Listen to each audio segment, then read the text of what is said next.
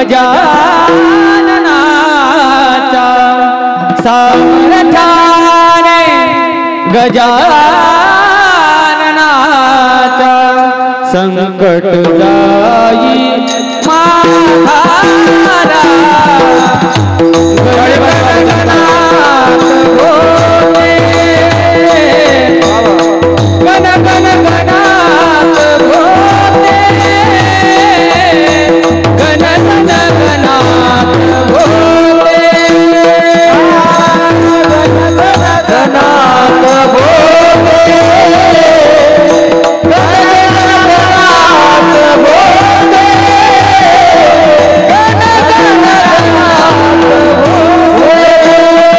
तीर्थाचे प्राशन करीतो तीर्थाचे प्राशन करीतो मुखी झळकले आजू मुखी झळकले आजू माय मामुनी गजाननाने माय मामुनी गजाननाने गणात पुसले आसू शेगावी चला जाऊया शेगावी चला जाऊया आनंदात माहेरा गगन गगनात बोले गगन गगनात बोले गगन गगनात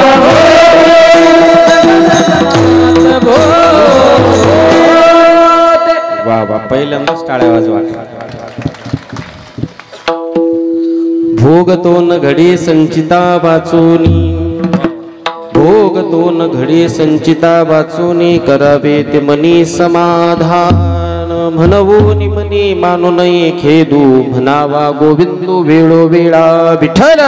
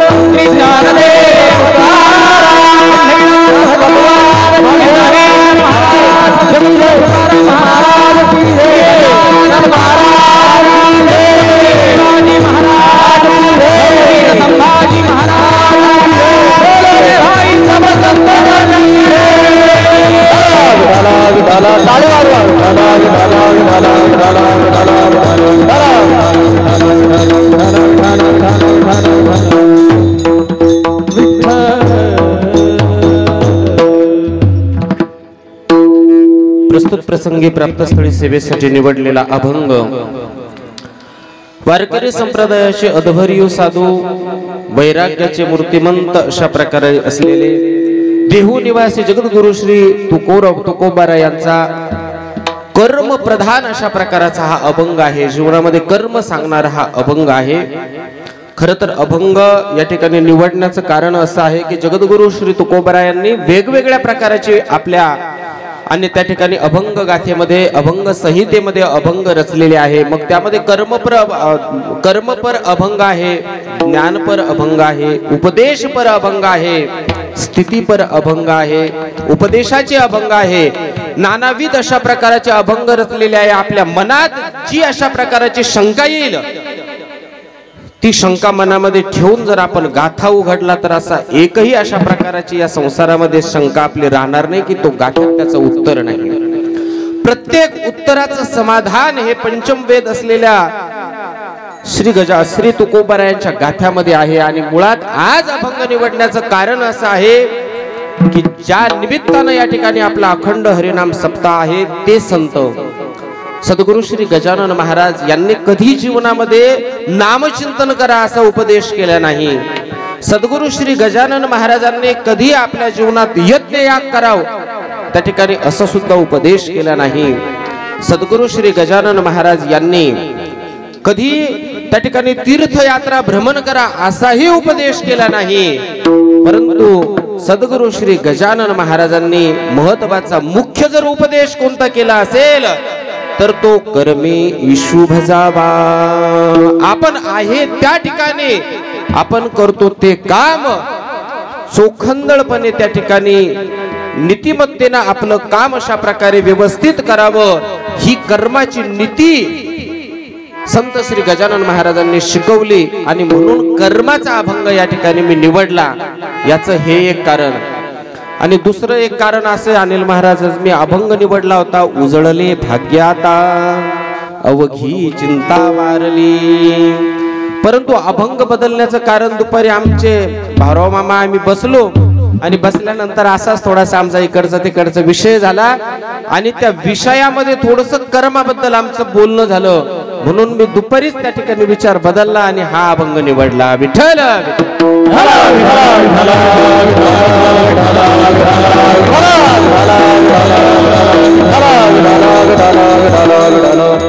वक्त्रां यद संवदेत तत प्रथमं वक्त्रां यद संवदेत तत चतुर्थं विभज्येत.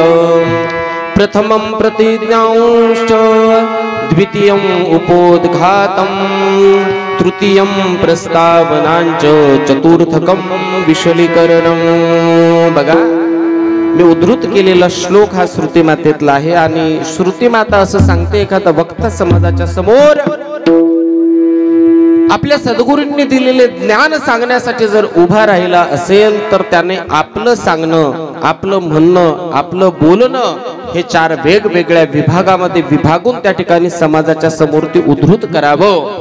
तर प्रथमं प्रतिज्ञांश्च ज्या अध्यस्थाला मानून आपण कर्म करत आहोत त्याचं नमन करावं त्यांची प्रतिज्ञा करावी त्यांना वंदन करावं त्यांचं मंगल करावं. म्हणून सुरुवातीला आपण पांडुरंगा करू प्रथम नमन किंवा सद्गुरु श्री गजानन महाराजांचं सुद्धा आपण नमन केलं. द्वितीयम उपोद्घातम शास्त्र असं सांगतं दुसरा अशा प्रकारचा निर्बंध त्या वक्त्याला असा आहे की त्याने आपलं सांगणं मांडत असताना उपोद्घात करावा. मग तुम्ही म्हणता ना आता उपोद्घात म्हणजे काय? उपोद्घात हा कुठून आणला? काय उपोद्घाताचा अर्थ? तर उपोद्घात नाम परिहार त्यांनी परिहार करावा. आता परिहार जर कळत नसेल तर आपलं जे वर्तमान कार्य चालू आहे ते वर्तमान कार्य किम निमित्तानं चालू आहे त्या कार्याचा कार्यकारण जो भाव आहे तो भाव प्रगट करणे म्हणजे परिहार. दुसरं कारण हा परिहार तुमच्या आमच्या जीवासाठी द्यावा लागतो. तो संताला किंवा देवाला देण्याची गरज नाही. कारण अनेक असे प्रमाण आहे की जर मुंगी छोटीशी आहे मुंगीचा पाय छोटासा आहे तिच्या पायात जर घुंगरू वाजलं तर वो भी अल्लाह सुनता है. म्हणजे भगवंताला अशा प्रकारे आपण काहीही थोडंसही जरी बोललो मनातही जरी त्या ठिकाणी केलं तर अंतःकरणातला भाव हा त्या ईश्वरापर्यंत निश्चित जातो. मग आपण तर नामदेव मिस्त्रीची सिस्टम लावली एवढा मोठा आवाज त्या ठिकाणी केला थोडा आवाज जर कमी झाला तर आमचे किरण महाराज अनिल महाराज आम्ही सगळेच म्हणतो महाराज बटन वाढवा. महाराजाची नजर त्या ठिकाणी आमच्याकडेच असते. काय सांगतात याच्याकडे त्यांचं लक्षच नाही. त्या ठिकाणी आवाज कसा कुणाला पुरवता येईल फक्त एवढ्या त्या ठिकाणी त्यांचं लक्ष असतं. मग आपण जर एवढा मोठा दांगडो या ठिकाणी करून आवाज या ठिकाणी करत असेल तर माझ्या त्या भगवान परमात्म्याला कळत नसेल का? अहो निश्चितच कळतं. न सांगता तुम्हा कळो येते अंतर विश्वी विश्वंभर परिहार चिन लगे. तर देवाला परिहार देण्याची गरज नाही, परिहार तुमच्या आमच्या जीवासाठी असतो. म्हणून चालत असलेला आपला हा अखंड हरिनाम सप्ताह, अखंड हरिनाम सप्ताहातील हे वर्ष 8वे आणि आजची सेवा मला वाटतं 5वी आहे. 5वी सेवा ही माझ्या वाट्याला या ठिकाणी सप्ताह समितीच्या वतीनं आली. खरं तर आमचं असं नियोजन झालं होतं की यावर्षी मागच्या वर्षीचे कोणतेच कीर्तनकार घ्यायचे नाही, पण आम्ही पॉम्पलेटवर 2 कीर्तनकार मागच्या वर्षीचे टाकलेच. त्याच्यामध्ये पूजनीय श्री स्वामी महेश गिरीजी महाराज, आता ते कोणत्या का कारणानं त्यांचा पत्ता वेळेवर कटला, त्यांच्या प्रकृतीच्या अस्वस्थतामुळे, परंतु त्या ठिकाणी माझा नंबर काही कटला नाही. त्यामुळे सप्ताह समितीने मला आग्रह केला की नाही, तुमची सेवा त्या ठिकाणी व्हायलाच पाहिजे. त्यांचं ते उदार अंतकरण आहे आणि त्या योगी या ठिकाणी मी उभा राहिलेलो आहे. आम्हाला साथ संगतीला असलेले हरिभक्त परायण आमचे जीवलग मित्र गान कोकिळा अनिलजी महाराज देवडे यांच्यासाठी खरंच जोरदार एकदा टाळ्या वाजवा. अतिशय बेमीच्या देठापासून त्या ठिकाणी सद्गुरु श्री गजानन महाराजांना त्यांनी आवडलं. त्यांच्या त्या स्वराने शेगाव मध्ये असलेला गजानन महाराज निश्चितच आपल्या मंडपात आल्याशिवाय राहणार नाही. ती आर्त भाग त्या ठिकाणी त्यांच्या स्वरामध्ये आहे. आणि दुसरे म्हणजे स्वराची आणि तालाची श्रीमंती घेऊन जन्माला आलेले आमचे सन्मित्र किरण महाराज हे सुद्धा या ठिकाणी उपस्थित आहे. आमचे ज्येष्ठ गुरुबंधू जे आम्हाला नेहमी योग्य मार्गदर्शन करतात असे आमचे विठ्ठलबुवा भालके, ते आहे आमच्यापेक्षा मोठे पण वाटत नाही मोठे. आपण जर मागचे पॉम्पलेट पाहिले तर सगळ्यात स्मार्ट महाराज जर कोणी असेल तर विठ्ठलबुवाचे. म्हणून दुसरे आमचे मृदुंगमणी बघा, विठ्ठल महाराज खेडेकर यांच्याविषयी एक शब्द सांगतो, अतिशय गोड शब्द आहे. या धर्ममंडपामध्ये ज्या वेळेला शब्द ब्रह्म आणि नाद ब्रह्म, शब्द व्यवस्थित आहे का, या धर्ममंडपामध्ये ज्या वेळेला शब्द ब्रह्म आणि नाद ब्रह्म एकत्र येतो, निश्चितच त्यावेळेला परब्रह्म त्या ठिकाणी प्रगटल्याशिवाय राहत नाही. त्यांचा आडनाव खेडेकर आहे आणि मृदुंग वाजवायला तसे खेडेकर सारखेच खडखड खडखड खडखड मृदुंग वाजवतात. अतिशय प्रेमळ व्यक्तिमत्व आहे, आमचे मित्र आहे, आमचा नेहमी त्या ठिकाणी सहवास लाभतो. म्हणून त्यांच्या चरणी कोटी कोटी वंदन आहे. हरिभक्त परायण आमचे सन्मित्र जे 2 सेवाही ते करू लागले ते म्हणजे धनंजय महाराज देशपांडे. खरं म्हटलं तर आमच्यामध्ये जे नातं आहे तर ते नातं प्रेमाचं आहे. आमच्यामध्ये ते नातं कशाचं आहे? प्रेमाचं आहे. आमच्यामध्ये साडूचं अजिबात नातं नाहीये. ते अध्यात्म प्रेमी आहे, वारकरी संप्रदायाचे सेवक आहे, भागवत धर्माचे प्रचारक आहे. म्हणून या धर्म मंडपामध्ये आम्हाला नेहमी त्यांना बोलवावं लागतं. अजून आमची एक साडू आहे, ते काही तुम्ही अजून पाहिले नाही, त्यांचा हा विषय नाही, त्याच्यामुळे ते साडू आम्ही इथं आणू शकत नाही. परंतु हा यांच्या मध्ये जो असलेला अध्यात्माचा गुण आहे, त्या गुणाच्या योगे ते इथे बसलेले आहे. त्यांच्या YouTube चॅनलचं पण ते पाहतात आणि त्या ठिकाणी स्वराची साथ सुद्धा देण्यासाठी ते बसलेले आहे. सुंदर अशी कथाकार आहे. त्यांच्या पवित्र मुखारविंदातून आपण कथा श्रवण करत आहात. सुंदर अशा प्रकारची त्यांची वाणी आहे. त्यांच्याबद्दल न सांगलेलं बरं, तुम्ही सर्वजण रोज श्रवण करत आहात. आमचे दिलीप महाराज आहे, आमचे दिनू बाबा आहे, आमचे कळंबे बाबा आहे, आमचे वारकरी बाबा, त्यानंतर सर्वच आमचे बडे बाबा आहे, वारकरी बाबा आहे सगळेच. आणि 130 पेक्षा जास्त पारायण ज्यांचे झाले, पारायणाचार्य असे ज्येष्ठ श्रेष्ठ आमचे भाऊराव बाबा या ठिकाणी उपस्थित आहे. त्यांच्याही चरणी माझे कोटी कोटी वंदन आहे. बघा, आता या सप्ताहामध्ये या ठिकाणी मी काही अर्थी कामकाज करण्याचं आम्हाला जे महद भाग्य मिळतं, सेवेचं महद भाग्य मिळतं, याचं कारण जर कोणतं असेल तर ते कारण म्हणजे आमचे ठाकूर मामा असतील, आमचे गणेश भैया असतील आणि त्यांचा पूर्ण ठाकूर परिवार. या परिवारामुळे या ठिकाणी आपल्याला इथे आम्हाला उभं राहण्याचा वेळ मिळत आहे. तुम्हालाही उभं राहण्याचा त्या ठिकाणी वेळ मिळत आहे आणि तुम्हालाही हे सगळं श्रवण करण्याचा योग त्या ठिकाणी येत आहे. याचं एकमेव कारण जर कोणतं असेल तर त्यांनी हे मंदिर त्या ठिकाणी उभारलं. बघा, तुम्हाला सर्वांना माहिती आहे, ही जागा मंदिराची नव्हती, ही जागा मदिरालय होतं. या ठिकाणी दारूचं दुकान होतं, परंतु मदिरालयापासून मंदिरापर्यंतचा त्यांचा हा प्रवास झाला. म्हणून त्या कुटुंबाचे सुद्धा त्या ठिकाणी मी खूप धन्यवाद देतो. आपण विठोबा रुक्माईला त्या ठिकाणी हार गळ्यात टाकत असतो, परंतु आता लवकर हार टाकल्याचं कारण असं होतं की आदरणीय सेठजी इथून निघून गेले, त्यांना जायचं होतं, त्यामुळे आपण लवकर हार त्या ठिकाणी टाकला. त्यांच्याबद्दल सुद्धा एक महत्वाची गोष्ट तुम्हाला सांगतो. बाजारपट्टीमध्ये एक कालिंका मातेचं मंदिर सुरू आहे. त्या मंदिराला 51 लाख रुपये त्या ठिकाणी त्यांनी दिले आणि आज त्या मंदिराचा स्लॅब सुद्धा पडलेला आहे. आपल्या जवळ असलेलं जे धन आहे ते धन धर्म कार्यामध्ये जे जे सत्पुरुष त्या ठिकाणी व्यतीत करतात, त्या दानपेटीमध्ये आपलं धन समर्पित करतात. निश्चितच त्यांचा जन्म हा पुढचा राजाचा होतो. विठ्ठल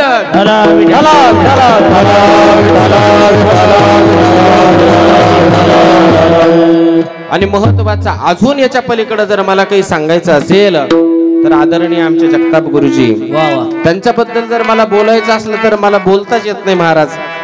बघा, बरेच मंडळी असे ते कार्यासाठी धन देतात परंतु वेळ देत नाही. आज त्या ठिकाणी त्यांच्या मागे भरपूर व्याप आहे. आज 10वीची परीक्षा चालू आहे आणि ते माध्यमिक शाळेचे यशवम हेडमास्टर आहे, तरी सुद्धा त्यांनी त्या ठिकाणी 7 दिवसाची रजा त्या ठिकाणी दिली आणि श्रीमद भागवत कथा श्रवण करतात. अहो, याच्या पलीकडे जाऊन सांगतो, 5 वर्षाच्या 10 वर्षाच्या मुलाला जर एखादं काम सांगितलं तर तो पटकन त्या ठिकाणी जसा पळत जातो, अशा 10 वर्षाच्या मुलासारखी ऊर्जा आमच्या गुरुजीमध्ये आहे. कुठलंही पडलेलं काम असू द्या, निसंकोचपणे त्या ठिकाणी ते काम करतात. पत्रवाळी उचलण्याचा असो, कुणाला वाढून देण्याचा असो, त्यानंतर काही स्वयंपाकामध्ये काही अडचण आली तर ते असो, पटकन किराणा जर आणायचा तर पटकन त्या ठिकाणी गाडीला किक मारतीन जाते. ते काही कमरेवर हात ठेवून आमच्यासारखा आदेश नाही काढत.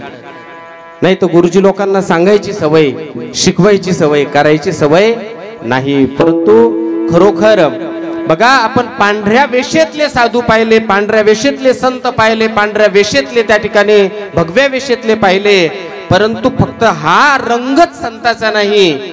आपल्या कर्मामध्ये, त्या ठिकाणी नीतिमत्तेमध्ये, आपल्या वागण्यामध्ये, आपल्या सेवेमध्ये त्या ठिकाणी ते जर गुण असले तर कोणत्याही क्षेत्रात, कोणत्याही वस्त्रात त्या ठिकाणी तो सत्कर्म करू शकतो. आणि ते संतपण आमच्या गुरुजीमध्ये आम्हाला दिसलं.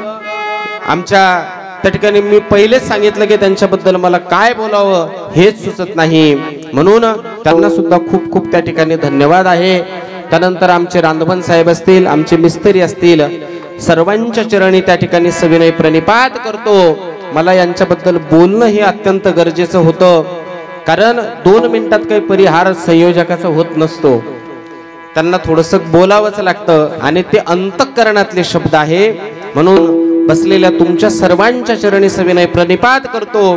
तुकोबरायांच्या गायलेल्या अभंगाला माझ्या मतीप्रमाणे त्या ठिकाणी भाव देण्याचा प्रयत्न करतो. विठ्ठल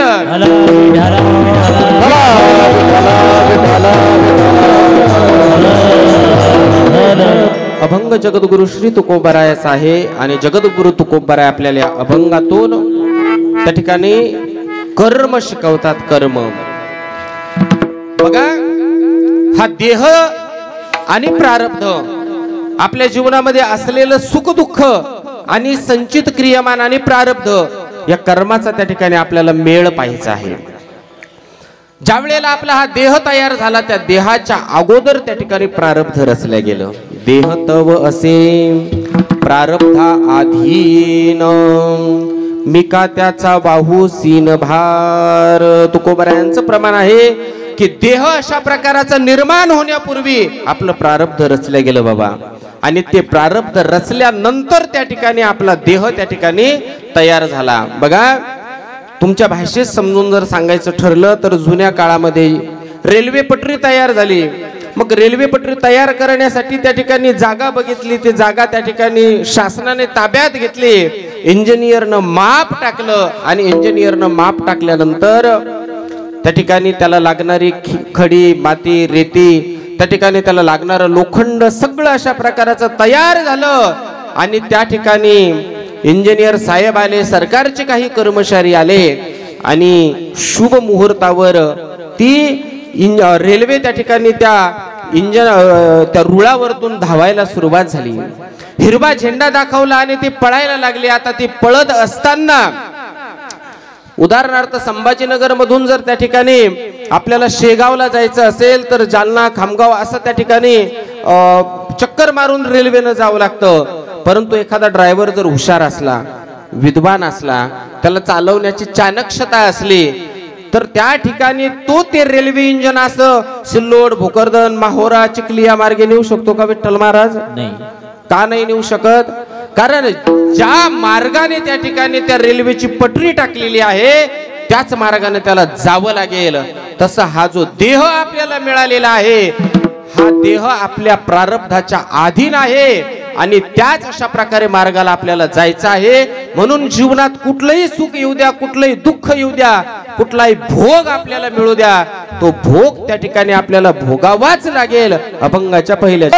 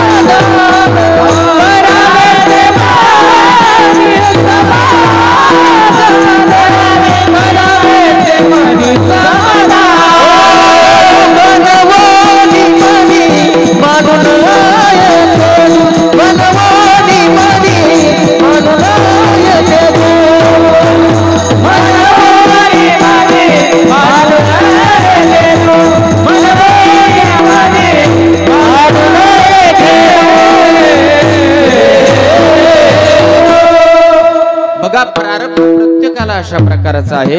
तुम्ही म्हणाल तुमच्या आमच्या जीवालाच प्रारब्ध आहे का? नाही. दगडाला सुद्धा प्रारब्ध आहे, फुलाला सुद्धा प्रारब्ध आहे, लोखंडाला सुद्धा प्रारब्ध आहे, गाडग्याला सुद्धा प्रारब्ध आहे. मी तुम्हाला पटवून देईल. बघा, एका माळ्याच्या शेतामध्ये फुलं होते बाबा. त्या माळ्यानं त्या ठिकाणी ते फुलं विकून मार्केटला आणले आणि त्या ठिकाणी त्याला गिराईक आलं. पहिलं गिराईक आलं मंदिरात. त्या ठिकाणी आपल्याला फुलं न्यायची आहे. 2 किलो त्याने फुलं घेतले, काही माळा घेतल्या आणि त्या ठिकाणी सद्गुरु श्री गजानन महाराजांच्या गळ्यात त्या ठिकाणी ती माळ समर्पित केली, चरण विंद्यावर फुलं समर्पित केले. आणि दुसरा त्या ठिकाणी गिराईक त्याच माळ्याला त्या ठिकाणी मिळाला. त्यानं ते फुलं हार त्या ठिकाणी नवरदेव नवरीसाठी लग्नाला घेऊन गेला. आणि त्याला तिसरं त्या ठिकाणी अजून एक गिराईक मिळालं. त्याने ते फुलं घेतले, हार घेतले आणि एक प्रेत सजवण्यासाठी घेऊन गेला. फुलं त्याच माळ्याचे आहे, फुलं त्याच शेतातले आहे, फुलं त्याच दिवशी तोडले, फुलं विकणारा सुद्धा तोच आहे. परंतु त्याच शेतातले फुलं गजानन महाराजाच्या मंदिरातही गेले. त्याच माळ्याचे फुलं हे विवाहाच्या लग्नाच्या नवरदेव नवरीच्या गळ्यातही पडले. त्याच माळ्याचे फुलं प्रेतावर सुद्धा पडले. बघा, एक 5 अशा प्रकारे फुटाचा त्या ठिकाणी तुकडा होता. 5 फुटाचा तुकडा होता. त्यातला अर्धा तुकडा कापला लोखंडाचा आणि अर्ध्या तुकड्याचा चमचा बनवला आणि अर्ध्या तुकड्याचा चिमटा बनवला. लोखंडाचं प्रारब्ध सांगतो मी तुम्हाला. अर्धा तुकडा त्या ठिकाणी चिमटा बनवला, अर्ध्या तुकड्याचा चमचा बनवला आणि त्या लोहाराने तो जो तुकडा होता चिमट्याचा, तर तो चिमटा त्या ठिकाणी अग्नीमध्ये, अंगारीमध्ये त्या ठिकाणी लोखंडाची वस्तू वापरण्यासाठी त्याचा वापर करायला सुरुवात केली. लोखंडाचा तुकडा तोच आहे, परंतु त्याचा चमचा बनवला आणि तो खीर खाण्यासाठी त्या ठिकाणी उपयोगात आणला. बघा, एक तुकडा त्या ठिकाणी अंगाऱ्यामध्ये निखाऱ्यामध्ये दररोज तापत आहे आणि एक चमचा त्या ठिकाणी खिरीमध्ये चालला. हे लोखंडाचं प्रारब्ध आहे.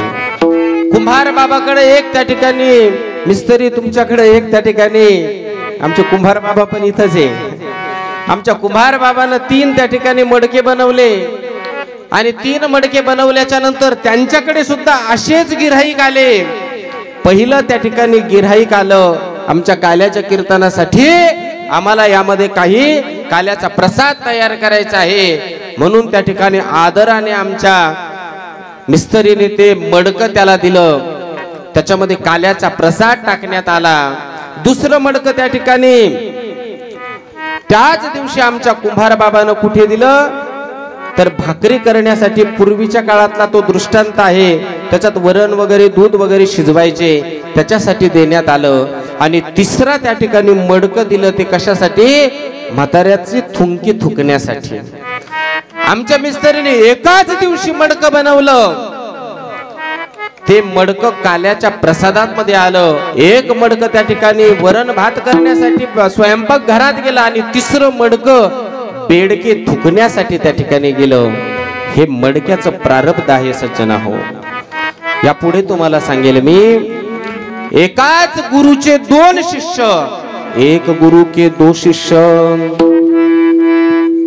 छोटे श्री कृष्ण और बड़े सुदामा. भगवान श्री कृष्ण आणि सुदामा उज्जैन या ठिकाणी महर्षी संदीपनी आश्रमात एकाच ठिकाणी दोघं शिकले. परंतु एक राजा झाला आणि दुसरा दारोदार भिक्षा मागून त्या ठिकाणी जीवन जगू लागला. बघा एका दिवशीचा प्रसंग. गरिबीने सुदामा होरपळले आणि गरिबीने सुदामा होरपळल्यानंतर आपल्या पत्नीच्या सांगण्यावरतून द्वारकेमध्ये गेले. द्वारकेमध्ये त्या ठिकाणी गेल्यानंतर त्यांना अडवलं. नंतर श्रीकृष्णांचा परिचय सांगितला. तुम्हाला कथाभाग सगळ्यांना माहिती आहे. आता उद्या परवा तो कथा श्रवण करायची तुम्हाला. तर ज्या वेळेला त्या ठिकाणी भगवान श्रीकृष्णांनी आपल्या प्रिय मित्र सुदामाचं त्या ठिकाणी पूजन केलं, वंदन केलं, दर्शन केलं आणि एकांतात संध्याकाळच्या वेळेला ते गप्पा मारण्यासाठी बसले. आणि बसल्याच्या नंतर भगवान चक्रचालक श्रीकृष्ण आपल्या प्रिय मित्र सुदामाला म्हणू लागले, तुझ्यावर किती दारिद्र्यता आली, किती गरिबी आली, याचं कारण तुला मी सांगतो. ज्या वेळेला आपल्या गुरुमातेने आपल्याला समिधा आणण्यासाठी, लाकडं आणण्यासाठी अरण्यात पाठवले, पाऊस पडला आणि पाऊस पडल्याच्या नंतर त्यावेळेला गुरुमातेनं आपल्याला तुझ्याजवळ काही हरभरे दिले, काही फुटाणे दिले होते खाण्यासाठी. परंतु तू एकटा झाडावरती गेला आणि माझ्या सुद्धा वाट्याचे तूच त्या ठिकाणी फुटाणे खाल्ले आणि ते फुटाणे खाल्ल्यामुळे तुझ्या जीवनात ही दरिद्रता, ही गरिबी त्या ठिकाणी आली. त्यावेळेला नेत्र ढिले झाले सुदामाचे आणि भगवान चक्रचालक श्रीकृष्ण सुदामा श्रीकृष्णांना सांगू लागले, देवा तुम्हाला एवढंच माहिती हो, तुम्हाला एवढंच माहिती, परंतु याच्या अगोदरचा इतिहास तुम्हाला माहिती नाही. ज्या दिवशी आपल्या गुरुमातेने ते फुटाणे आपल्याला दिले होते त्या दिवशी तू झोपलेला होता कृष्णा. रात्रीच्या वेळेचा प्रसंग आहे. पाऊस पडत होता आणि पाऊस पडत असताना उज्जैन या क्षेत्रामध्ये एक ब्राह्मण कुटुंब राहत होतं. तिचा पती वारलेला होता, 2 मुलं होते तिला आणि तिच्या घरामध्ये चोर चोरी करण्यासाठी आला आणि चोरी करत असताना ते फुटाणे चोरले. त्याला असं वाटलं हे माणिक मोती हिरे अलंकार दागदागिने काहीतरी असतील. परंतु जाता जाता त्या ब्राह्मण पत्नीने सांगितलं, अरे माझा पती मरण पावला, कष्ट करून त्या ठिकाणी मी ते थोडंसं धान्य जमा केलं, माझ्या मुलांना त्या ठिकाणी खाण्यासाठी काही राहणार नाही, तुम्ही नेऊ नका ते. त्या चोरांना राग आला आणि चालता चालता त्या ठिकाणी त्या चोरांनी काय केलं, हे हिरे माणिक मोती नाहीये ना, तर हे टाकून द्या म्हणे इथेच. तर त्यावेळेला ते पडलं कुठं, सांदीपनीच्या आश्रमात पडलं. परंतु त्या ठिकाणी जात असताना त्या ब्राह्मण पत्नीने शाप दिला, जा म्हणे घेऊन, परंतु तुम्ही जो कोणी हे माझं चोरलेलं धन कासान, आयुष्यभर त्या ठिकाणी तुम्हाला गरिबी सोसावं लागेल, आयुष्यभर त्या ठिकाणी तुम्हाला दारिद्र्य भोगावं लागेल, आयुष्यभर त्या ठिकाणी तुम्हाला हे माझं धन खाल्ल्यानंतर दारोदार 2 घासासाठी फिरावं लागेल. आणि ज्या वेळेला त्या ठिकाणी भगवान चक्रचालक श्रीकृष्ण हे ऐकत होते, त्यांचे नेत्र डिले झाले, अश्रू अनावर झाले. सुदामा यापुढे सांगत आहे, देवा अरे तो शब्द मी ऐकला आणि तो शब्द मी ऐकल्याच्या नंतर ते गुरुमातेनं तेच धान्य आपल्याला दिलं, तेच फुटाणे आपल्याला दिले, मी ते खाल्ले. जर ते तुला दिले असते तर तू गरीब राहिला असता. तू जर ते खाल्ले असते तर तू गरीब झाला असता. तुझ्या जीवनामध्ये हे ऐश्वर्य आलं नसतं. म्हणून त्या ठिकाणी मी माझ्या स्वतःवर त्या ठिकाणी ती गरिबी घेतली. कारण तू देव आहे, तू ब्रह्मांड नायक आहे, तू माझा सखा आहे, प्राणप्रिय आहे, मित्र आहे. मी तुला दारिद्र्य करू शकत नव्हतो, म्हणून मुद्दाम त्या ठिकाणी मी ते स्वतः एकट्याने खाल्ले. विठ्ठल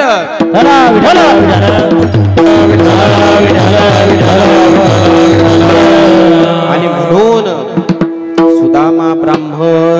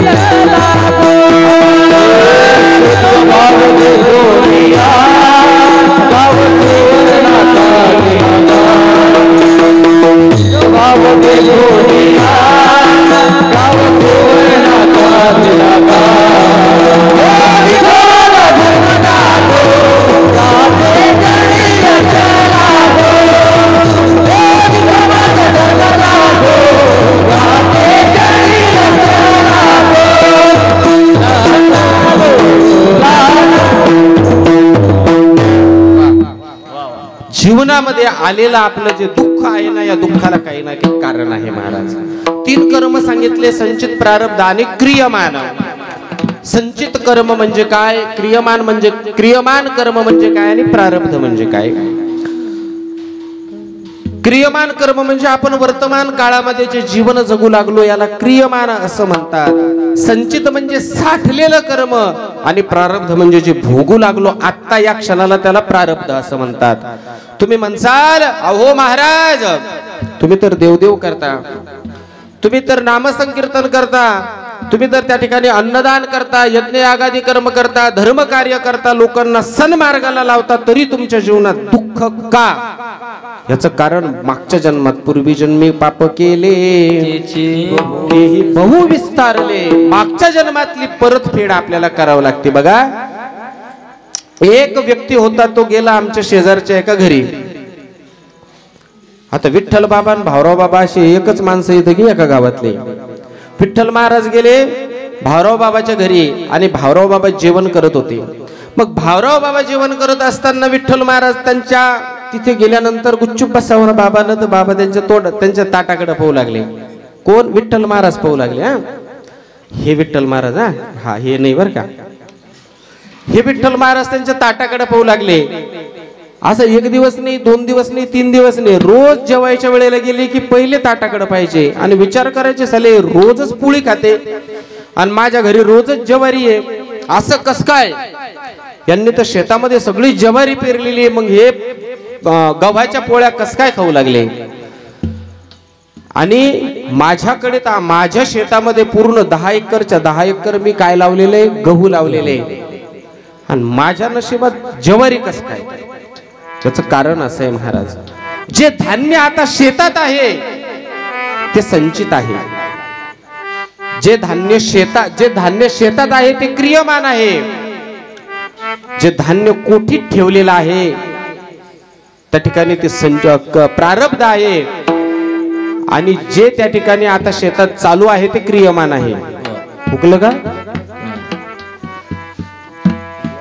विठ्ठल बाबा त्यांच्या ताटाकडे पाहून विचार करू लागले की आपल्याला पोळी का भेटत नाही. परंतु मागच्या वर्षी भावराव बाबाच्या शेतामध्ये गहू होते. त्यांच्या गहू मागच्या वर्षी असल्यामुळे आता त्यांच्या कोठीमध्ये काय राहील? मग गहू राहील. मग जर कोठीत गहू आहे तर त्या ठिकाणी पिठाच्या डब्यात काय राहील? गव्हाचं पीठ. जर ते गव्हाचं पीठ त्या डब्यात आहे तर ताटात काय राहील? पोळी राहील. कारण ते संचित त्यांनी मागच्या वर्षी गहू पेरल्यामुळे ते जमा झालेलं आहे. आता विठ्ठल महाराज तुमच्या शेतात त्या ठिकाणी गहू आहे, परंतु तुमच्या घरी कोठीमध्ये शाळू आहे, ज्वारी आहे. त्याच्यामुळे तुमची ती ज्वारी ताटात तुमच्या ज्वारीची येईल, तुमच्या डब्यात सुद्धा ज्वारीच राहील आणि तुमच्या ताटात भाकरी सुद्धा ज्वारीच राहील. याचं कारण तुमच्या लक्षात नसेल आलं सज्जना हो. संचित कर्म म्हणजे माग केलेलं जे कर्म साठलेलं आहे आपलं, त्याला संचित म्हणतात. ते संचित कर्म काहीही करा, तुम्ही काहीही करा, ते आपल्याला भोगल्याशिवाय त्या ठिकाणी सुटत नाही. भजन करा विठ्ठल.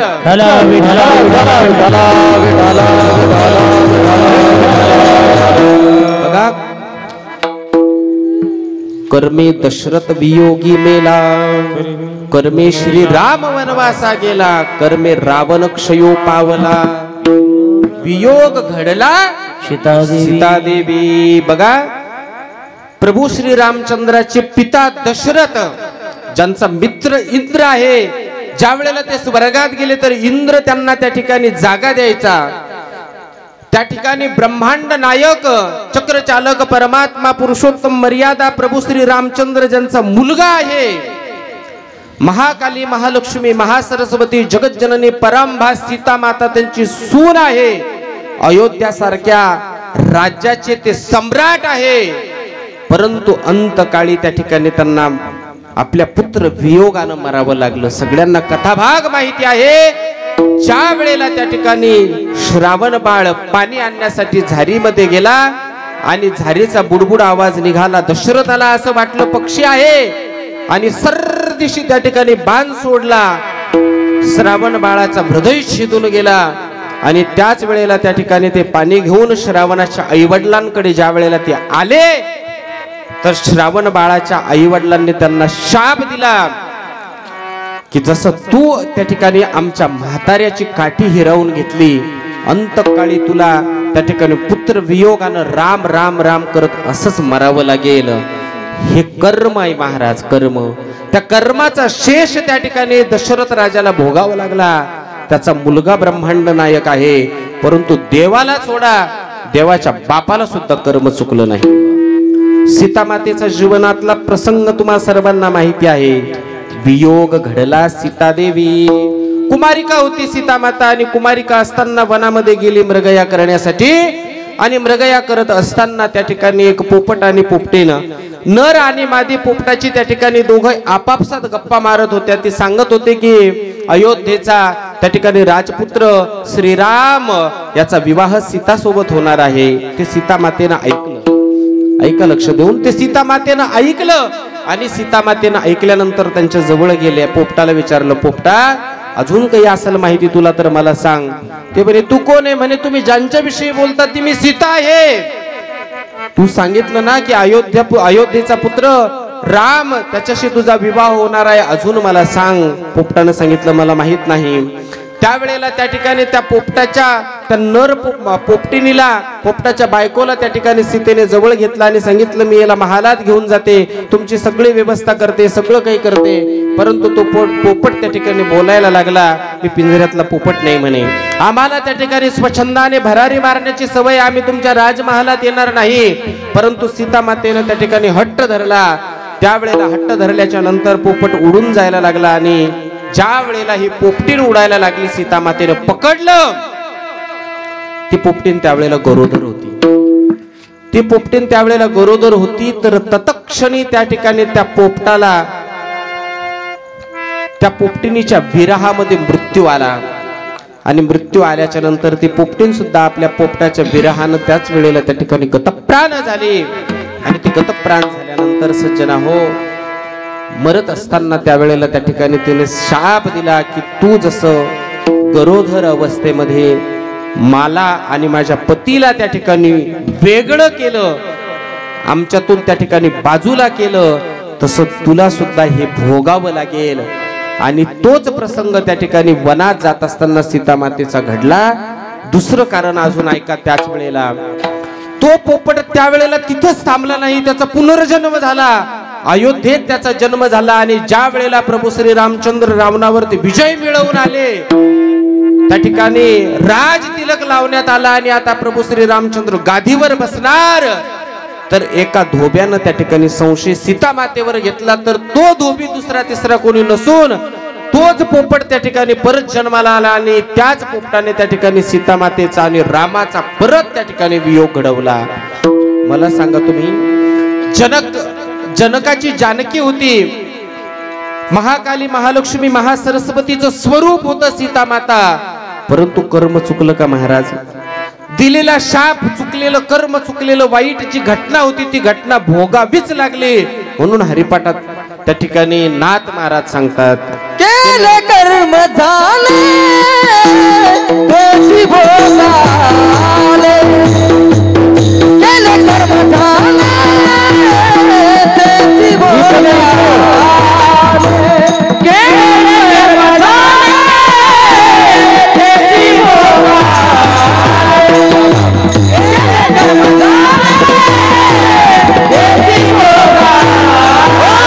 केले कर्म झाले तेची भोगाले,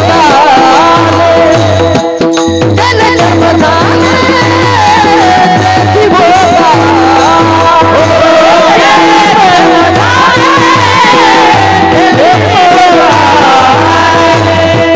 केले कर्म झाले तेची भोगाले,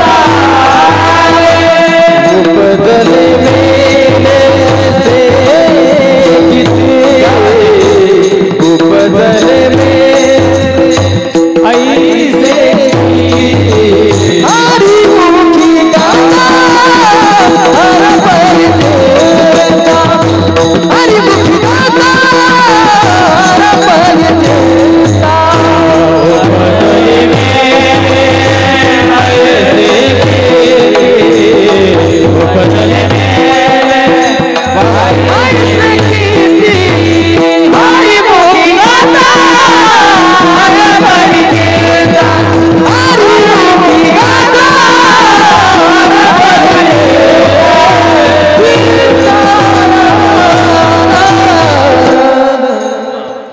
म्हणून आपलं जीवन जगत असताना आपल्या मार्गावरचा एक एक पाऊल अशा प्रकारे व्यवस्थित टाकला पाहिजे. नाथ महाराजांचं त्या ठिकाणी हे प्रमाण किरण महाराजांनी दिलं. हरिपाठातलं नाथ महाराजांचे हे शब्द आहे. या शब्दामध्ये महाराज 3 क्रियापद आहे. केले, झाले आणि आले. केले म्हणजे हे कर्म केलं, केले कर्म झाले. आता ते कर्म केल्यामुळं ते तयार झालं संचित, आणि भोगा आले म्हणजे ते प्रारब्धाला भोगायला आलं. एका शब्दामध्ये, एका चरणाच्या एका शब्दात महाराज कमी शब्दात भरपूर सांगून दिलं नाथ महाराजांनी. केले पण, झाले पण आणि भोगायला सुद्धा आले. नाथ महाराजांचे शब्द आहे. म्हणून जीवन जगत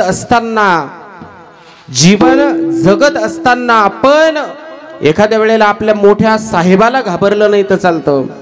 आपण जीवन जगत असताना आपल्या सिनियर माणसाला घाबरलं नाही तर चालतं. जीवन जगताना आपण बायकोला घाबरलं नाही तर चालतं, पण कर्माला घाबरलं पाहिजे महाराज. कारण कर्म हे कोणत्याही अशा प्रकारे परिस्थितीत आपल्याकडनं सुटत नाही. ते भोगल्याशिवाय सुटत नाही. भोगन ते फळ संचिताचे किंवा मनात वाचिरे पूर्व संचित केले आणि तयासारखे भोगणे प्राप्त झाले. मग तुकोबाराय सांगतात, साधकाचा प्रश्न आहे तुकोबारायाला, हो तुकोबाराया, त्या ठिकाणी आता आमच्या मागच्या जीवनातलं हे प्रारब्ध आहे. आम्ही आता सत्कर्म करत आहे, परंतु हे कर्म करत असताना जीवनामध्ये जीवन जगत असताना हे जर कर्मच आमच्या वाट्याला वाईट येत असेल तर आम्ही काय करावं? तर त्यावेळेला तुकोबाराय असं सांगतात, हे तुम्हाला कर्म भोगावंच लागेल, परंतु कर्म भोगत असताना जर तुम्ही नामस्मरण केलं, नामचिंतन केलं, तर त्या दुःखाची तीव्रता, त्या दुःखाचा त्या ठिकाणी प्रभाव तेवढा कमी होईल आणि आपलं जीवन थोडंसं आनंदमय होईल. हेच अभंगाच्या दुसऱ्या चरण. मनवने मने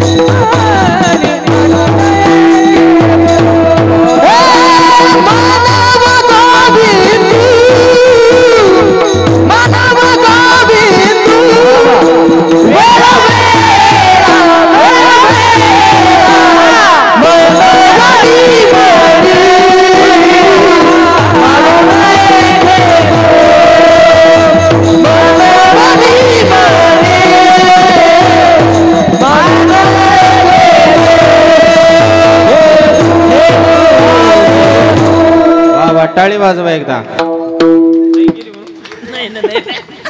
मिस्त्रीने लवकर चालू केलं म्हणून मिस्त्रीसाठी टाळ्या वाजवा. आमची विठ्ठल बाबा म्हणते यालाच कर्म म्हणते. अनिल महाराजांनी बेंबीच्या देठापोट पासून स्वर काढले, ऑनलाईन गेली. महाराष्ट्रात ज्यांचा आवाज घुमतोय असे हरिभक्त परायण कैलास महाराज पवार यांनी अनेक वेळेला त्यांची सगळ्यात आवडती चाले महाराज कैलास महाराज पवारची, आणि सुंदर अशा प्रकारे महाराजांनी त्या ठिकाणी त्या शब्दाला आपलं स्वर लावले, त्याबद्दल त्यांचे धन्यवाद. बघा महाराजांनी सांगितलं, म्हणवून मनी मानू नये खेदू, म्हणावा गोविंदू वेळो वेळा. तुम्ही गोविंद गोविंद मनानं त्या ठिकाणी चिंतन करा. जर तुम्ही ते चिंतन आपल्या मनामध्ये करत राहिले तर ते दुःख तुम्हाला दुःख वाटणार नाही, दुःख संपणार नाही, परंतु ते दुःख दुःख वाटणार नाही. बघा सद्गुरु श्री गजानन महाराजांची प्रगट दिनाच्या दिवशी पालखी निघाली आणि पालखी निघाल्यानंतर संध्याकाळची वेळ होती. संध्याकाळी पूर्ण गावामध्ये नगर प्रदक्षिणा निघाली आणि नगर प्रदक्षिणेच्या समोर सुंदर अशा प्रकारे भजन चालू होतं, टाळ चालू होत्या, टाळ्या चालू होत्या, पावल्या चालू होत्या, आनंद सर्वजण हरिपाठासारखी घेत होते. रात्रीच्या 12 वाजता त्या ठिकाणी ती पालखी संपली आणि पालखी संपल्यानंतर सर्वजण घरी आले. त्याच्यात एक 10-12 वर्षाचा मुलगा होता. 10-12 वर्षाचा मुलगा होता. तो मुलगा रडायला लागला. आईला सांगितलं, आई माझ्या पायाला त्या ठिकाणी जखम झाली, त्या पायामध्ये पू झाला, ते पाय माझा ठणकू लागला, फनफन फनफन करू लागला, तो रडायला लागला. ती माता म्हणते, अरे बाबा मी दिवसभर काम केलं, झोपू दे मला, तूही झोप आणि मलाही झोपू दे. परंतु त्या ठिकाणी तो बाळ असा म्हणतो, आई अगं मला तुला त्रास द्यायला बरं वाटतं का? मी तुला त्रास कशाला देईल, मला खरंच त्रास होतोय. त्या आईला वाटलं की हा दिवसभर त्या ठिकाणी गजानन महाराजाच्या दिंडीत होता तेव्हा याला काही झालं नाही, आणि त्यावेळेला त्या ठिकाणी माझ्याजवळ आला आणि आता रडायला लागला. त्या आईनं ते पाहिलं आणि त्या आईनं त्या ठिकाणी त्याला सांगायला सुरुवात केली, बाळा तू काय कर, त्याच्याकडे लक्ष देऊ नको, तू झोपून राह, तुझं लक्ष दुसरीकडे कर, त्या दुखण्याकडे, त्या फनफन करणाऱ्या त्या त्रासाकडे तू लक्ष देऊ नको. त्यावेळेला तो मुलगा म्हणतो, आई अगं कोणत्या शाळेत शिकली तू? माझ्या पायाला त्रास आहे, माझा पाय फनफन करतो, मला त्या ठिकाणी असाही अशा वेदना होऊ लागल्या आणि तू सांगते की त्याच्याकडे लक्ष देऊ नको. अगं माझं लक्ष त्याच्याशिवाय दुसरीकडे जाऊच नाही लागलं. त्यावेळेला आईनं दिलेलं गोड उत्तर आहे पहा, बाळा आता तू गजानन महाराजांची पालखीमध्ये होता, तर त्या पालखीमध्ये सुद्धा तुला याच पायाला 2 घंट्यापूर्वी हीच जखम होती, हाच पू होता, ह्याच वेदना होत्या, परंतु तिथं तू पावल्या खेळल्या, तिथे तू नाचला, तिथे तू टाळ वाजवला, तुला तिथं दुःख नाही झालं का? त्यावेळेला त्या ठिकाणी तो असा म्हटला की त्यावेळेला आहे ना माझ्या मनात फक्त म्हणावा गोविंदू वेळो वेळा, गण गण गणात बोते, गण गण गणात बोते. माझ्या डोक्यामध्ये फक्त ते चिंतन होतं, त्याच्यामुळे मला तो त्रास वाटला नाही. आपल्याही जीवनात तसंच आहे. आपल्या वाट्याला आलेलं जे दुःख आहे हे आपल्याला फेडावंच लागणार आहे, हे आपल्याला भोगावंच लागणार आहे. परंतु जर आपण नामाचा आश्रय घेतला, जर आपण संत संगतीचा आश्रय घेतला, जर आपण ग्रंथाचा आश्रय घेतला, तर आपली त्याची तीव्रता त्या ठिकाणी कमी होते. बघा, दुपारचं 12 वाजेचं ऊन आहे, मे महिन्यातलं, वैशाख महिन्यातलं, आपण त्या सूर्याला थांबवू शकत नाही. परंतु लक्ष देऊन ऐका, आपण त्या सूर्याला थांबवू शकत नाही, त्याच्या उन्हाच्या तीव्रतेला थांबवू शकत नाही. परंतु आपण मंडपाच्या आत जर थांबलो, आपण घराच्या त्या ठिकाणी स्लॅबच्या मध्ये थांबलो, आपण कूलर एसी मध्ये थांबलो, तर निश्चित विठ्ठल महाराज त्याची तीव्रता कमी होते. म्हणून म्हणावा गोविंदू वेळो वेळा. महाराज साधक असं म्हणतो, बाबा ठीक आहे, मी नामचिंतन करन, नामस्मरण सुद्धा त्या ठिकाणी करन, परंतु केलेलं जे काही माझं दुष्कृत्य आहे, त्या दुष्कृत्याचा जो बोज आहे तो माझ्यावरतीच आहे. त्यावेळेला महाराज म्हणतात की तू त्याची चिंता करू नको. अभंगाच्या 3ऱ्या चरणामध्ये, आणि कान लगे रुसावे बहुता, आणि करुणावे न लगे बहुता, आणि करुणावे न लगे बहुता, आणि करुणावे न लगे बहुता, आणि करुणावे न लगे बहुता, आणि करुणावे न लगे बहुता, आणि करुणावे न लगे बहुता, आणि करुणावे न लगे बहुता. आपुल्या संचिता वाचुनिया, आपुल्या संचिता वाचुनिया, मनवुनी मानी मानू नये ठेवू, मनवुनी मानी मानू नये ठेवू. आपुल्या संचिता वाचुनिया, आपुल्या संचिता वाचुनिया, मनवुनी मानी मानू नये ठेवू, मनवुनी मानी मानू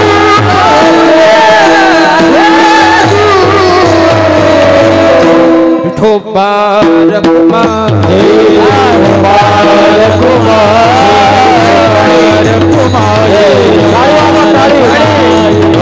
रखुमा, रखुमा,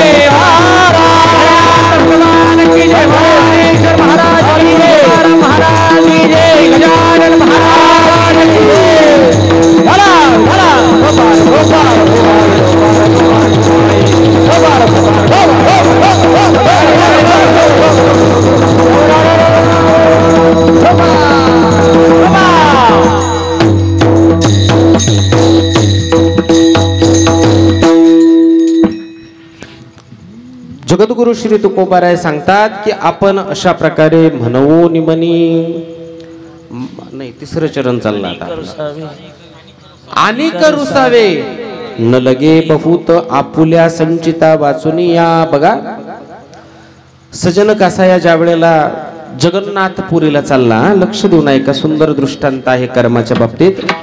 सजन कसाया ज्या वेळेला जगन्नाथपुरीला चालले आणि जगन्नाथपुरीला ते जात असताना एका ठिकाणी त्यांना विसाव्यासाठी रात्री थांबले. विसाव्यासाठी रात्री थांबल्यानंतर त्या ठिकाणी त्या घरातील स्त्री कामुक झाली आणि सजन कसायाकडे त्या ठिकाणी त्यांनी इच्छा व्यक्त केली. सजन कसायाने हात जोडले, जाईवो तू माते, न करी सायास आम्ही विष्णुदास तैसे नोव्हे. तुझा नवरा आहे म्हणे घरी, अशा प्रकारे मी भगवंताचा परम भक्त आहे, माझ्याकडे आग्रह करू नको. त्यावेळेला त्या ठिकाणी त्या पत्नीने घरात असलेल्या त्या ठिकाणी तलवार घेतली आणि आपल्या नवऱ्याच्या रूम मध्ये गेली. आणि नवऱ्याच्या रूम मध्ये गेल्यानंतर क्षणाचाही विलंब न करता धाड धाड धाड धाड धाड धाड आपल्या पतीवर वार केले. क्षणार्धात असंख्य तुकडे झाले आणि ती रक्तानं माखलेली तलवार घेऊन ती बाई त्या ठिकाणी संताकडे आली. त्यावेळेला त्या ठिकाणी परत संत सांगू लागले, अगं बाई, तुझ्या नवऱ्याला घाबरत नव्हतो मी, माझ्या कर्माला घाबरत होतो. त्या ठिकाणी आम्हाला तू किती आग्रह केला, अट्टहास केला, तर त्या ठिकाणी आम्ही विष्णुदास तैसे नोभे. परंतु त्यावेळेला ती बाई अशी सांगू लागली, आता त्या ठिकाणी माझी इच्छाही शिल्लक राहिली आणि माझा नवराही त्या ठिकाणी मी माझ्या हातानं मारला. जर तू माझ्यासोबत संग केला नाही तर मी गावामध्ये दौंडी पिटवून सगळ्यांना सांगेल की या ठिकाणी माझ्या नवऱ्याला याने मारला आणि माझ्यावरती अशा प्रकारे अति प्रसंग करण्याचा प्रयत्न केला. सगळे जग त्या ठिकाणी तुझं ते ऐकतील, माझं ऐकतील आणि तुला शिक्षा होईल.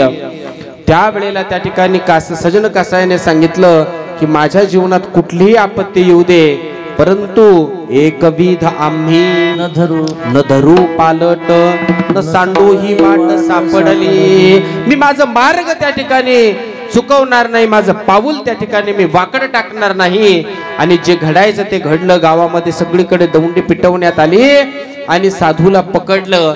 साधूचे त्या ठिकाणी हात तोडण्यात आले आणि हात तोडल्याच्या नंतर त्यावेळेला त्या ठिकाणी दुःखित झाला साधू आणि आपल्या घराच्या दिशेला परतला.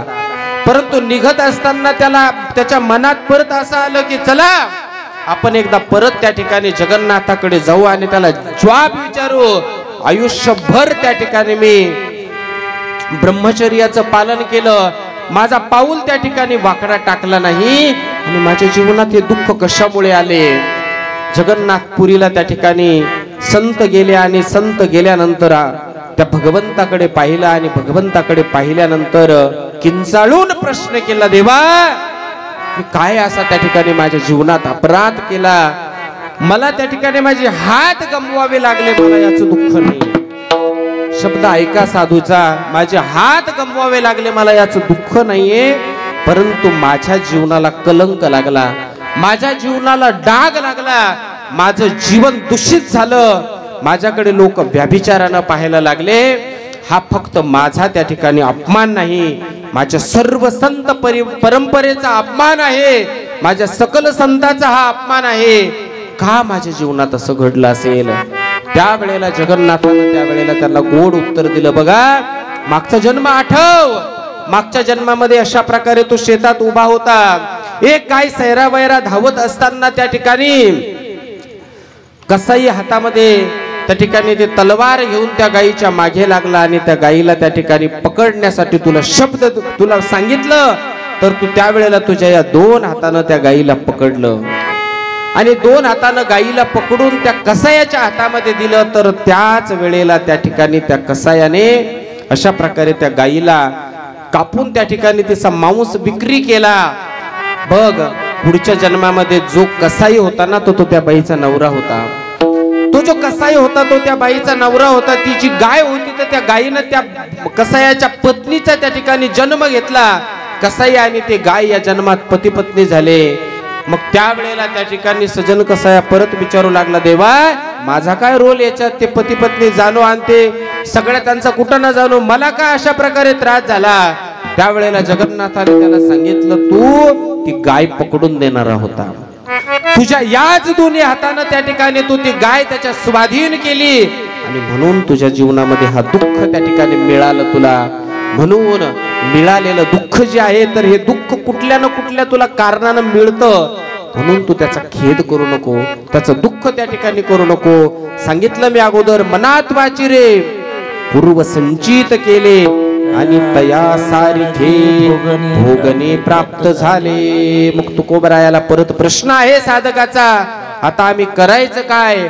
तर त्यावेळेला भगवंता तुकोबराय असं सांगतात, तुम्ही निश्चिंत राहा, तुम्ही काहीच करू नका, चित्ती असू द्यावे समाधान, ठेविले अनंते तैसेची राहावे, किंवा वाहिल्या उद्वेग दुःखची केवळ मिळालेलं जे दुःख आहे ते दुःख स्वीकारत राहा, चित्तात समाधान ठेवा, मिळालेलं दुःख आनंदाने त्या ठिकाणी प्राप्त करत राहा.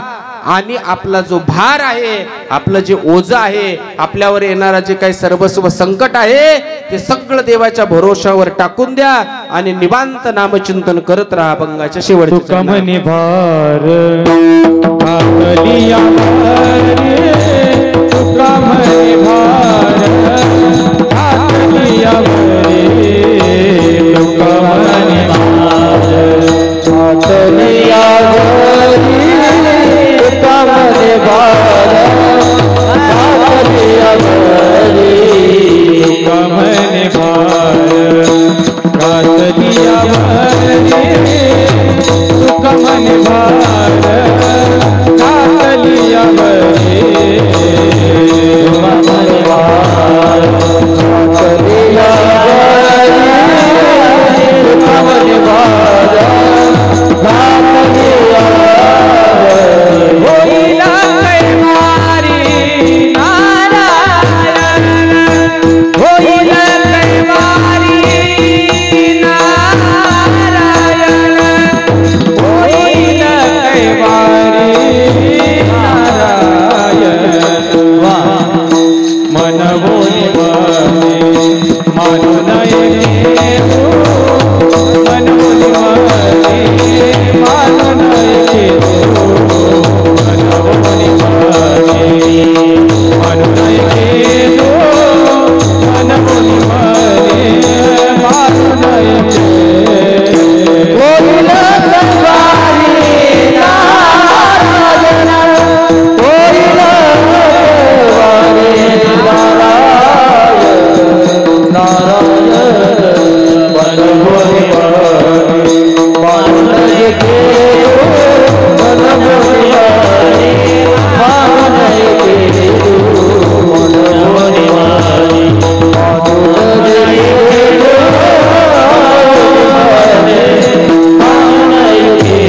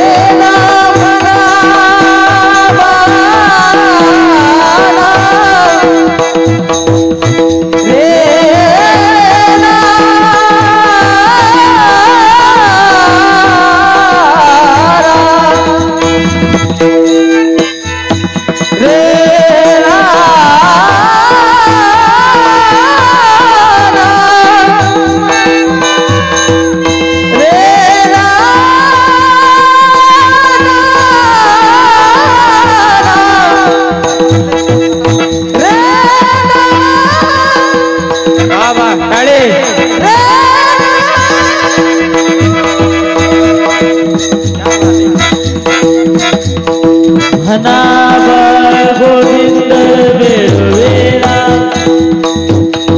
म्हणावा गोविंद गोविंद गोविंद गोविंद गोविंद गोविंदा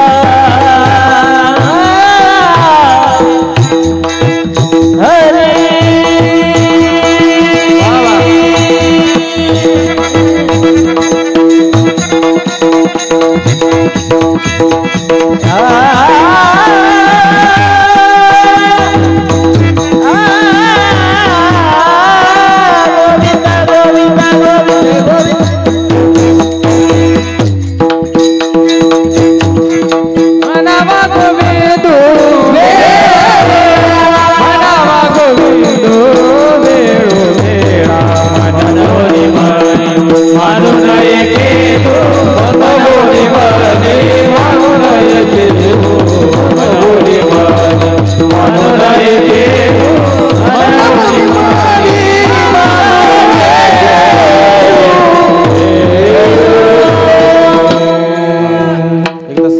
टाळ्या वाजवा महाराजांसाठी.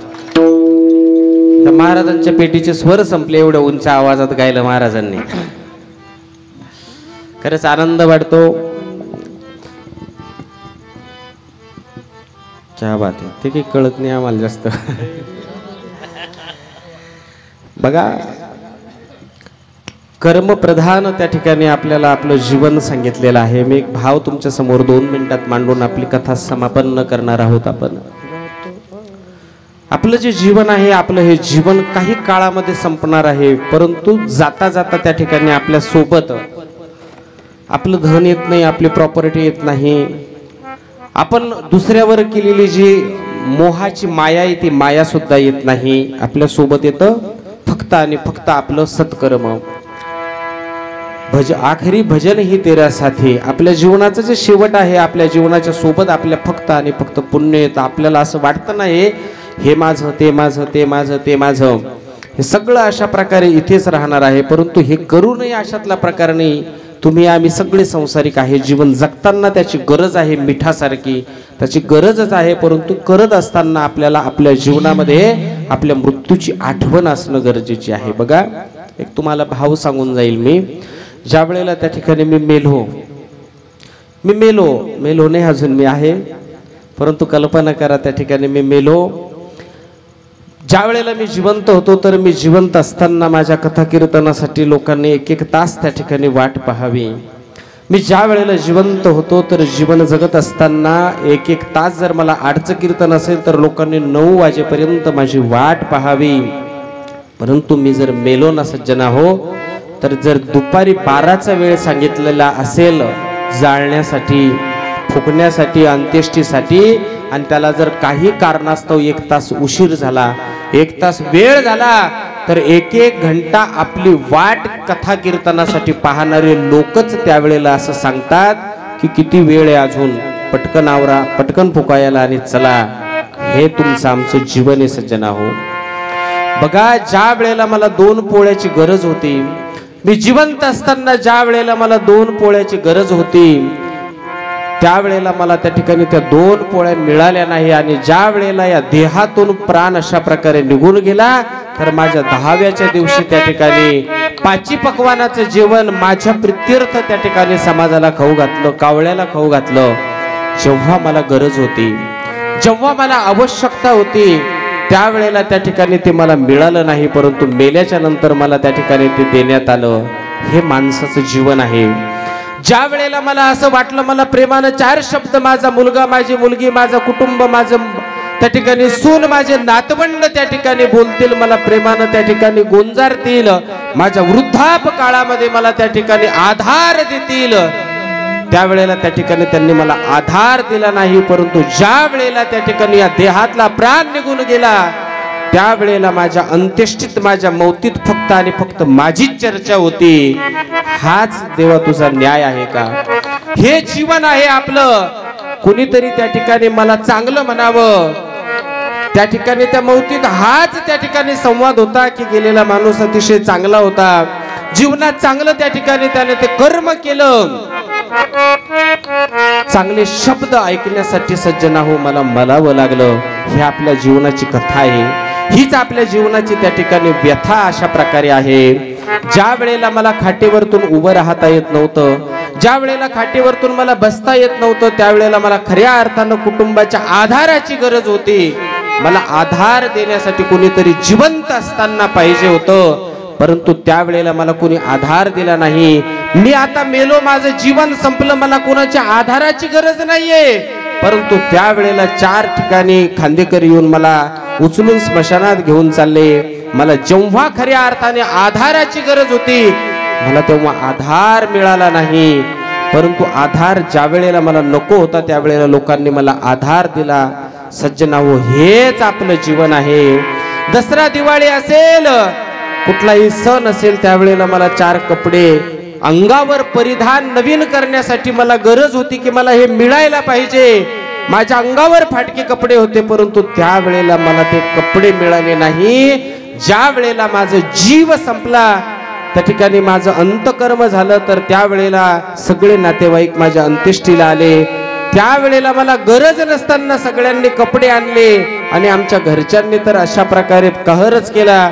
2 घंट्यात टेलरकडे जाऊन ड्रेस आणला आणि आपल्या अंगावर त्या ठिकाणी टाकला. बघा, आपल्याला गरज नसताना ज्या गोष्टी मिळत नाही, त्या गोष्टीची आपल्याला आपल्या नंतर काहीही किंमत राहत नाही. गरज असताना त्या गोष्टीची गरज असते, तेव्हा आपल्याला ते मिळत नाही. आपली अवकात तरी काय आहे सज्जना हो? विचार करा. आपल्याला खूप झालं तर 2 गज लकडी, 2 क्विंटल लकडी, 2 गज त्या ठिकाणी जमीन, 2 लीटर रॉकेल, 2 माचिस की काड़ी और 2 घंटा जलाने के लिए बस काफी है. 2 घंटे में अपनी राख हो जाती है, यही औकात है अपनी. बस याच्या पुढे आपलं काहीही जीवन त्या ठिकाणी नाही. फक्त आणि फक्त मेल्याच्या नंतर लोकही म्हणते 2 तास संपले, की 2 तास संपल्याच्या नंतर 3ऱ्या घंट्याला आपल्याला समाज त्या ठिकाणी विसरून जातो. विद्या वाचस्पती जगन्नाथ अण्णा पवार आळंदीमध्ये खूप मोठं नाव होऊन गेलं. ज्या वेळेला त्या ठिकाणी त्यांचं कथा कीर्तन होते, 2-2, 4-4 तास लोक येऊन पुढे बसायचे, परंतु अंतकाळी त्यांच्या भेटीला कोणी गेलं नाही महाराज. शेवटचा काळ त्यांचा आपल्याला प्रभाकर नानांनी सांगितलं राजूरमध्ये. अंतकाळी त्या ठिकाणी अतिशय दुःखित क्रोधित होऊन त्यांचं जीवन गेलं. त्याच अण्णांचं कीर्तन ऐकण्यासाठी मुंबई पुण्यासारख्या शहरात 2-2 तास लोक वेटिंगवर थांबायचे. आणि शेवटचा काळ त्यांचा अतिशय भयानक गेला, अतिशय क्लेशाने गेला, अतिशय दुःखित त्या ठिकाणी गेला. हेच आपलं जीवन आहे. पुढच्या वर्षी आपण मेल्यानंतर आपला मुलगा, आपले नातवंड आपलं वर्ष श्राद्ध करतील का नाही याची शाश्वती नाही. परंतु आज माऊली ज्ञानोबारायाला त्या ठिकाणी 800 वर्ष झाले. जगद्गुरु श्री तुकोबारायांची 375वा त्या ठिकाणी अमृत महोत्सव आहे. ज्यांचा सोहळा आपण करत आहोत. 100 वर्ष होऊन गेले श्री गजानन महाराजांना. आजही त्या ठिकाणी यांचा सप्ताह सुरू आहे, आजही यांचं चिंतन सुरू आहे. याचं कारण केवळ आणि केवळ फक्त एक आहे. तुका म्हणे भार, त्या ठिकाणी देवावर त्यांनी भार वाहिला. आपला देवावर आपलं सर्वस्व समर्पित केलं. आपल्या जीवनामध्ये असलेला प्रत्येक क्षण न क्षण ईश्वराला समर्पित केला. आणि 100 वर्षांनंतरही फक्त आपल्या जाफराबाद मध्ये नाही तर गजानन महाराजांचा पूर्ण भारतामध्ये मंदिर आहे, तिथे हा उत्सव चालू आहे. या उत्सवाला कारण कोणतं असेल तर ते फक्त आणि फक्त त्यांचं कर्म आहे. ज्ञानेश्वर माऊली ज्ञानराज माऊली, माऊली ज्ञानेश्वर माऊली, ज्ञानराज माऊली, माऊली ज्ञानेश्वर माऊली, माऊली माऊली माऊली ज्ञानेश्वर माऊली, ज्ञानराज माऊली, माऊली ज्ञानेश्वर माऊली, माऊली माऊली माऊली माऊली विठ्ठल. गण गण गणात बोते, गण गण गणात बोते, भजन करा सर्वांनी, भजन करा. गणात बोते, गाडी गाडी गाडी गण गण गणात बोते, गण गण गणात बोते, गण गणात बोते, गण गण गणात बोते, गण गण गणात, गण गण गणात, गण गण गणात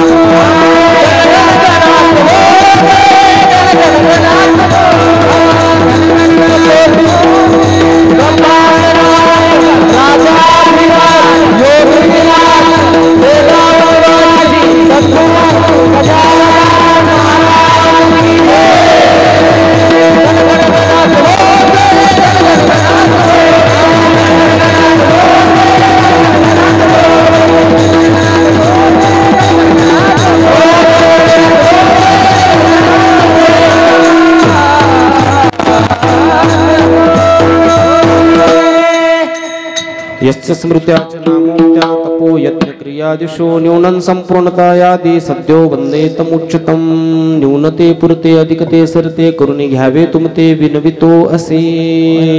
सद्गुरु श्री गजानन महाराजांनी जशी बुद्धी दिली त्या बुद्धीप्रमाणे या अभंगाचा भाव अंतःकरणातून प्रकट करण्याचा प्रयत्न केला. झालेली सेवा सद्गुरूंच्या चरणी समर्पित करतो आणि पुनश्च एकदा आमच्या या सर्व गानगंधर्वांचं मनस्वी त्या ठिकाणी आभार व्यक्त करतो.